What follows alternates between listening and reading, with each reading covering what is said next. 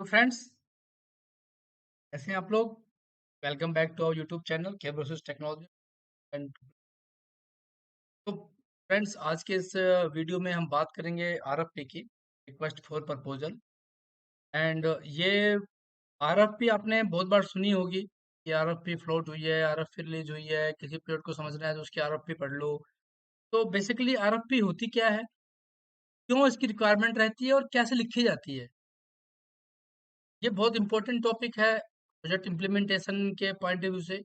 तो आज हम इसको समझेंगे, जानेंगे। Welcome back and let's start.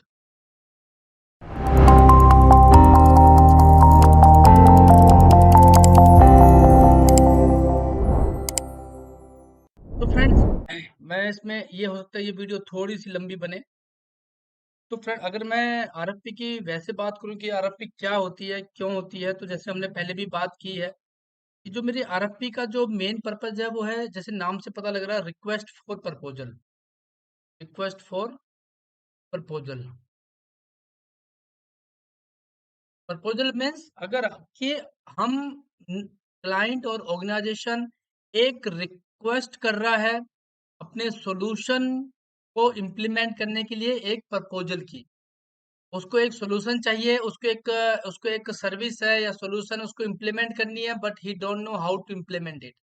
He has a problem और he has a solution, but he don't know how to implement. उसको नहीं पता कैसे इम्प्लीमेंट होगा। तो वो मार्केट में जो भी मार्केट लीडर्स हैं, वेंडर्स हैं, ओईएम हैं, उनको इनवाइट कर रहा है, रिक्वेस्ट कर रहा है कि आप मुझे उस प्रॉब्लम को सॉल्व करने के लिए या उस सॉल्यूशन को इम्प्लीमेंट करने के लिए मुझे एक प्रपोजल सबमिट करें। मुझे प्रपोजल सबमिट करें कि वो कैसे मैं उसको इम्प्लीमेंट कर सकता हूँ। ये एक तरह की रिक्वेस्ट होती है जो पब्लिकली फ्लोट होती है। ये किसी स्टेट या उसके नहीं होती, मतलब वैसे तो स्टेट वाइज भी होती है, नेशनल। बट ऐसा नहीं है कि आप इसमें कहीं दूसरे स्टेट से हैं तो आप इसमें इन्वॉल्व नहीं हो सकते। बट ये देयर सम कंडीशंस होती हैं, तो वो कंडीशन आपको फुलफिल करनी होती है, अदरवाइज आप कर सकते हो। जैसे हमने डिस्कस किया कि डीपीआर, सबसे पहले हम डीपीआर बनता है, डीपीआर बनता है, डिटेल प्रोजेक्ट रिपोर्ट। डीपीआर में हम जो भी हमारी प्रोजेक्ट की रिक्वायरमेंट रहती है उन सब के बेस पे हम क्लाइंट से अप्रूवल ले लेते हैं। क्लाइंट अप्रूवल हो जाता है, मेरी कॉस्टिंग अप्रूवल हो जाती है, सब हो जाती है। उसके बाद हम डीपीआर में जैसे ही सॉरी, जैसे ही मेरा डीपीआर अप्रूव्ड हो जाता है, अब मेरा अगला फेज फेज होता है आरएफपी का। आरएफपी लिखने के लिए भी मैं कई बार थर्ड पार्टी कंसल्टेंसी को मैं हायर करता हूँ, हायर करता है ऑर्गेनाइजेशन। और कई बार क्लाइंट खुद भी आरएफपी लिखते हैं।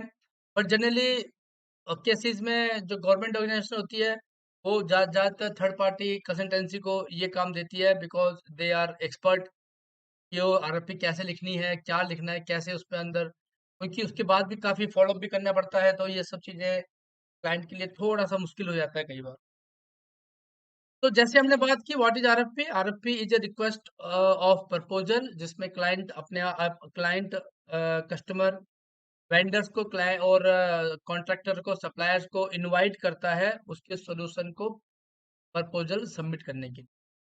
तो वह है आरएफपी रिक्वायर्ड। तो आरएफपी क्यों रिक्वायरमेंट है, इसके लिए मैं आपको एक डेफिनेशन तो नहीं कह सकते, बट हाँ मैंने कुछ लिखा है जो मेरे एक्सपीरियंस के बेस पे है। जनरली ये है,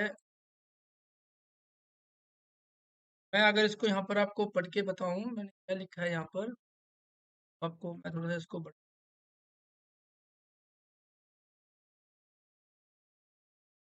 बताऊं, यहाँ पर आपको देगा।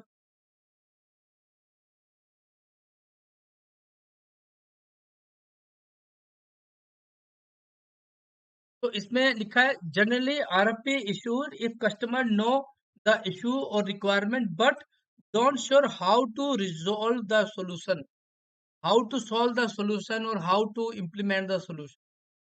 कस्टमर है द सॉल्यूशन, उसको पता है कि मुझे इम्प्लीमेंट क्या करना है। ही नोज, ही नो कि उसको इम्प्लीमेंट क्या करना है, क्या उसकी रिक्वायरमेंट है। बट उसको ये नहीं पता कि वो इम्प्लीमेंट कैसे होगा। जैसे सपोज दैट आप एक स्टेट को है, एक स्टेट को पूरे स्टेट में इंटरनेट प्रोवाइड करना है यूजर्स को, घर घर में इंटरनेट प्रोवाइड करना है। उसको रिक्वायर, क्लाइंट के पास रिक्वायरमेंट है, बट ही डोंट नो कि उसको इम्प्लीमेंट कैसे होगा। सोल्यूशन भी उसके पास है कि मेरे उसके दिमाग में सोल्यूशन है, वो डीपीआर में शेयर कर चुका है, बट वो कैसे इम्प्लीमेंट होगा, क्या उसकी स्ट्रेटेजी रहेगी, कितना टाइम लगेगा, कि स्किल्ड पर्सन उसके पास नहीं होते, तो वो सब वेंडर को इसलिए आरएफपी पर प्रपोजल होता है ताकि जो उसके अंदर जो भी एक्सपर्ट और कंप्लायंट वेंडर है वो प्रपोजल सबमिट करे, अपना सोल्यूशन परपेज सबमिट करे कि हम इसको इस तरह से करेंगे, इतना पैसा लगेगा, इतना टाइम लगेगा, मेरे पास मैंने पहले इतने प्रोजेक्ट किए हुए हैं, ये किए हुए हैं, वो किए हुए हैं, उसके बेस पे जो भी कंडीशन है उसको फुलफिल करके वो अपना प्रपोजल सबमिट कर सकता है। तो इसमें लिखा है the invite the then he invite the bidder with reference of RFP to submit their proposal against that solution.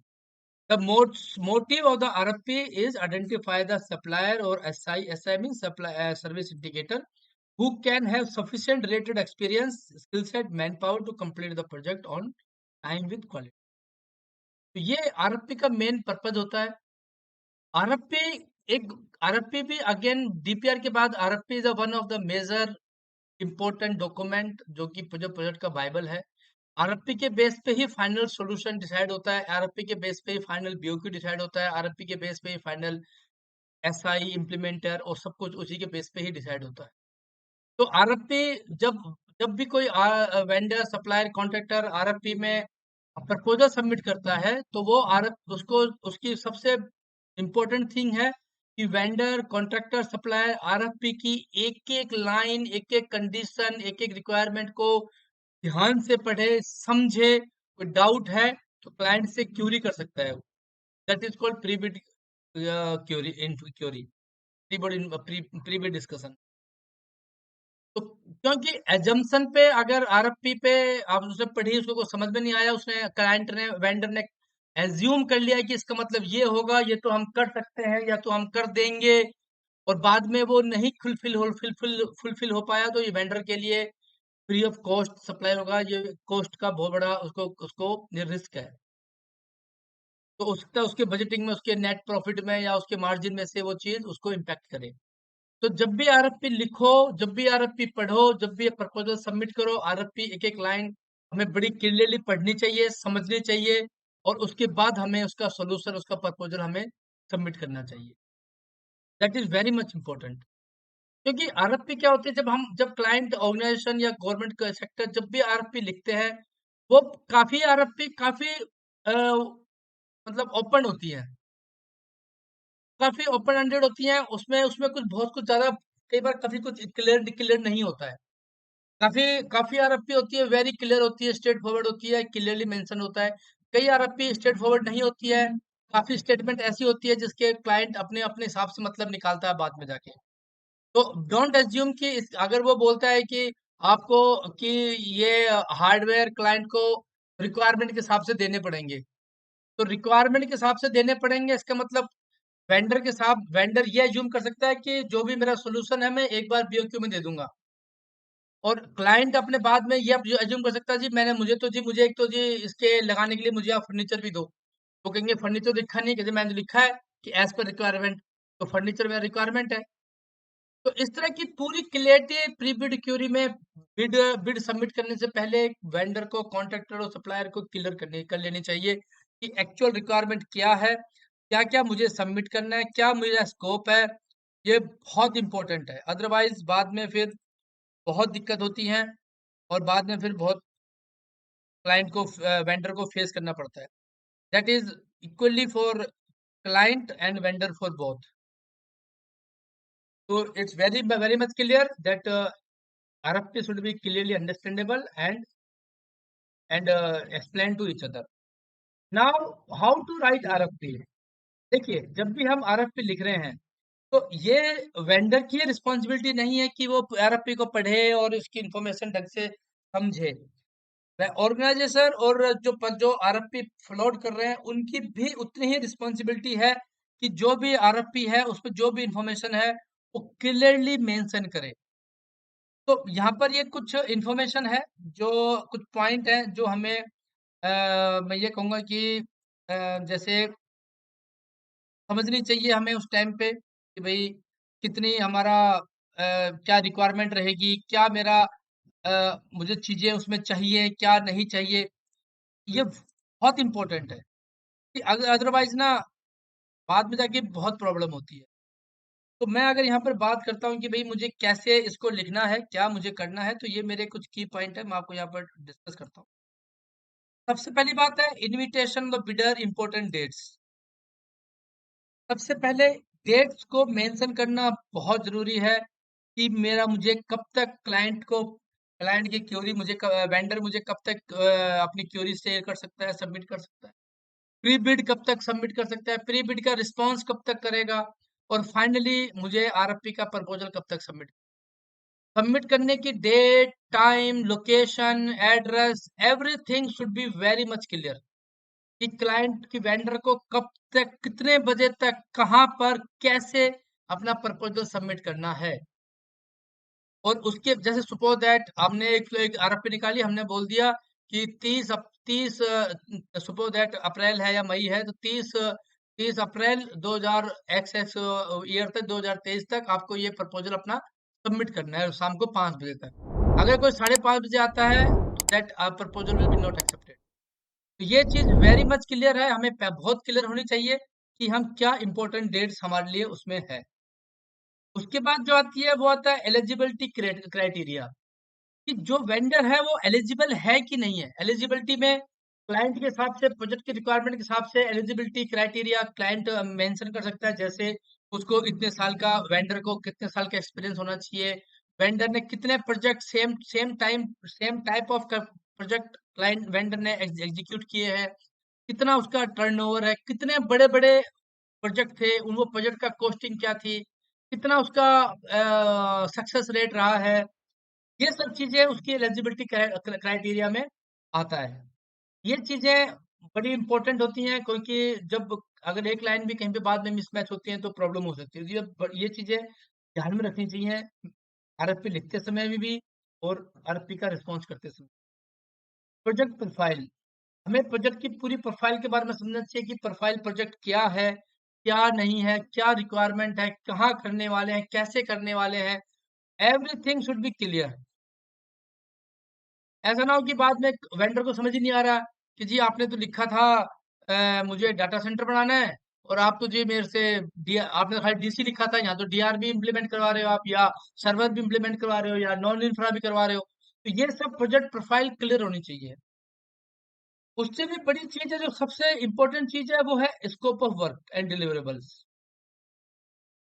देखिए, स्कोप ऑफ वर्क का मतलब होता है कि मैं क्या करूंगा, मतलब ऑर्गेनाइजेशन क्या करेगा, और क्लाइंट क्या करेगा, और वेंडर क्या करेगा।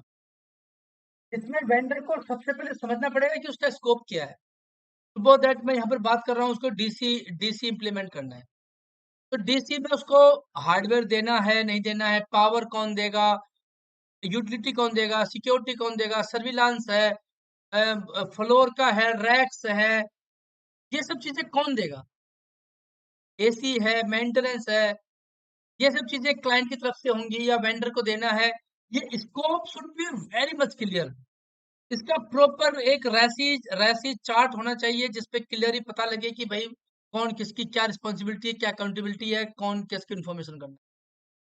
तो ये स्कोप पर work for client and for vendors, both are should be very clear and written and agreed. क्या मुझे स्कोप है, क्या मुझे डिलीवर करना है। सर्विस लेवल एग्रीमेंट, ये मुझे क्लियर होना चाहिए कि मेरा एसएलए क्या है, कि कौन सी चीज कब तक मुझे सबमिट करनी है, अप्लाई सप्लाई करनी है, डिलीवर करनी है। SLA should be mat.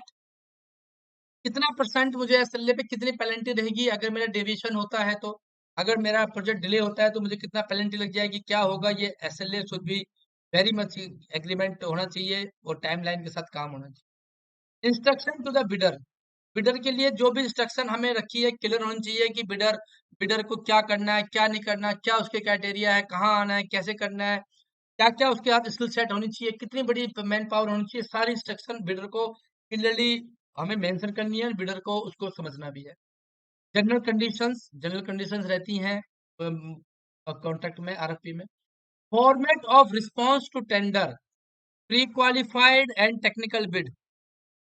जब भी हमें उसको बताना पड़ेगा कि आपको किस फॉर्मेट में रिस्पॉन्स करना है टेंडर का या बिड का।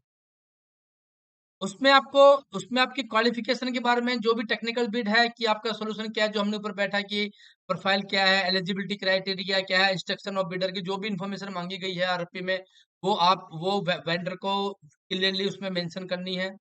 सेम कमर्शियल बिड कि उसकी कितनी बड़ी टर्नओवर है, कितने बड़े प्रोजेक्ट किए हैं, क्या उसकी कितना उसके पास कंपनी की स्टेटस क्या है, कितने साल का उसने टैक्स है, जीएसटी है, वो सब इंफॉर्मेशन कमर्शियल में आता है। फिर उसमें कुछ प्री क्वालिफाइड चेकलिस्ट भी होती हैं। जैसे हमारी प्री क्वालिफाइड चेकलिस्ट में आ जाता है कि उसमें क्लाइंट के पास क्या क्या इन्फॉर्मेशन है, कितने उसके पास रिसोर्स है, कहाँ कहाँ उसका ऑफिस है, जहाँ पर वो कर रहा है वहां पर उसका ऑफिस है कि नहीं है, कोई रजिस्टर्ड ऑफिस है कि नहीं है।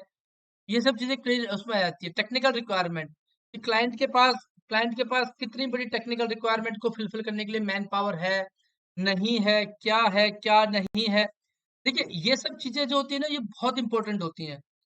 अगर क्लाइंट को क्लियर नहीं है, अगर किसी को भी ये क्लियर नहीं है कि मुझे डिलीवरी क्या करना है, किसी को अगर डिलीवर का नहीं पता कि मुझे एमएसआई को नहीं पता मेरे को डिलीवर क्या करना है, क्लाइंट को नहीं पता मेरे को डिलीवर क्या करना है, तो बाद में फिर यही होगा कि क्लाइंट और आपस में वेंडर आपस में फिर लड़ रहे होते हैं। तो उसमें जैसे मैंने बोला कि इन टेक्निकल बिड में जो क्या बोलते हैं, जो आपका टेक्निकल बिड है उसमें क्या होना चाहिए क्या नहीं होना चाहिए। कमर्शियल बिड होती है, उसमें आपकी बिडर शुड भी डॉक्यूमेंट होनी चाहिए, ईएमडी होती है, तो वो सब चीजें क्लियरली उसमें होनी चाहिए। कुछ भी छुपाना या हाइड करने वाली चीज कभी नहीं होनी चाहिए, अदरवाइज फिर बाद में वेंडर को और उसी को ही प्रॉब्लम होने वाली है। टेक्निकल रिक्वायरमेंट में क्या है कि अगर जो मेरा प्रोजेक्ट है उसके हिसाब से जो मेरा वेंडर है वो टेक्निकली फुलफिल कर रहा है कि नहीं कर रहा है। अगर वो टेक्निकली फुलफिल नहीं कर रहा है, तो क्या मैं उसको वेंडर प्रोजेक्ट में दूं नहीं दूं। कल को उसके पास उतनी अगर मैन पावर नहीं है, टेक्निकल स्किल्ड मैन पावर नहीं है, तो क्या वो उसको कर पाएगा, फुलफिल नहीं कर पाएगा।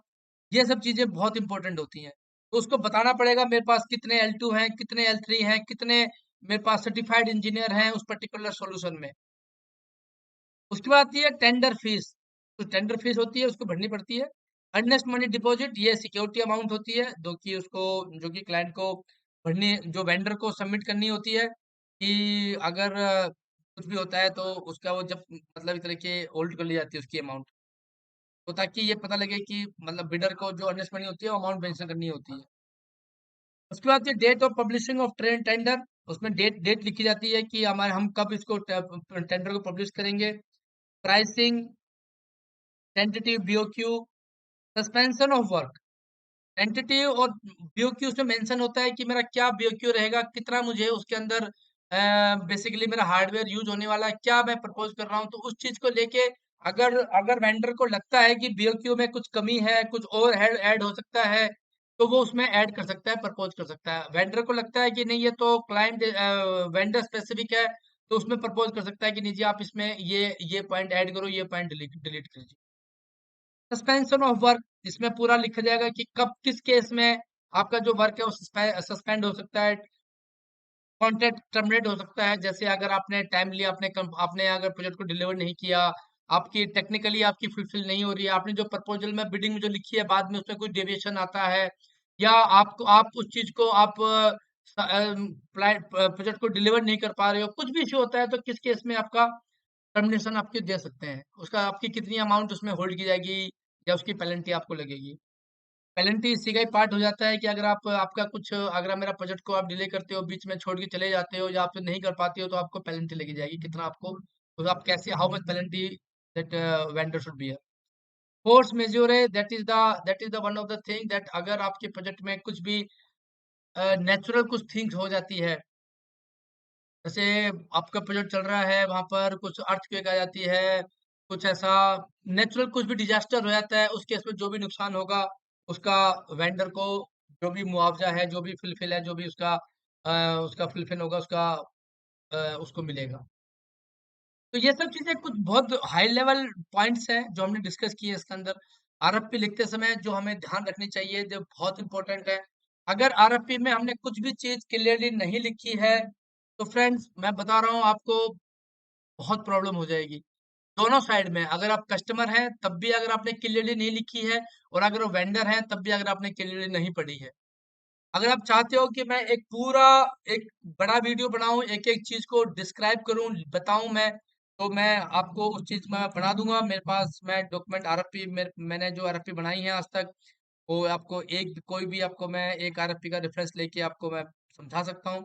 तो अगर आपको लगता है कि आपको कोई वीडियो चाहिए डिटेल में, मैं कर दूंगा, बता दूं, बना दूंगा।